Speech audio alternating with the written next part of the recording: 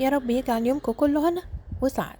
النهاردة هننزل لوحدينا، مش هناخده معانا، وانتوا عارفين بنتكلم على مين كويس، لانه هو جه معانا امبارح واشترينا حاجات بسيطة. النهاردة هننزل بفلوسنا اللي هي اصلا فلوسه هو، بس هننزل ونجيب الحاجات اللي على مزاجنا، وبرضه مش هنتقل على حد. ننزل ونتمشى ونتفرج كمان على احسن معرض في اسكندرية.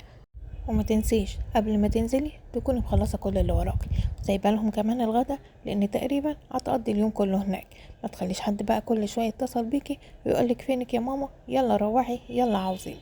قضي اليوم واستمتعي واشتري اللي انت نفسك فيه، لان الاسعار فعلا هتعجبك جدا. حاولي تروحي، لان خلاص المعرض على وشك انه يخلص، فاضل يوم كمان ويا تلحقيه يا ما تقدريش.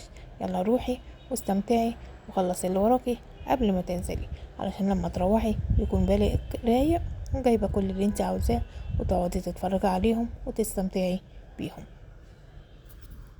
النهارده لما هتروحي وانت واخده الفلوس بتاعتك اللي هي اصلا قلنا ان هي بتاعته، بس المره دي هتعرفي تشتري كويس، لانك امبارح تقريبا ما عرفتيش تشتري اللي انت عاوزاه. النهارده انزلي وهاتي كل حاجه، لان فعلا الاسعار زي ما انت شفتيها امبارح احسن بكتير.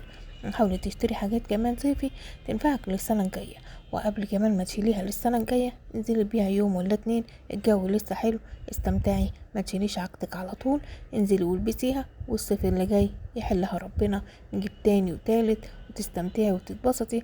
وكل ده انت فعلا مش متقلة على حد، انت بتجيبي اللي نفسك فيه لانه من حقك، بس بيكون حاجات بسيطة عشان نرضي نفسينا ونرضي اللي حوالينا.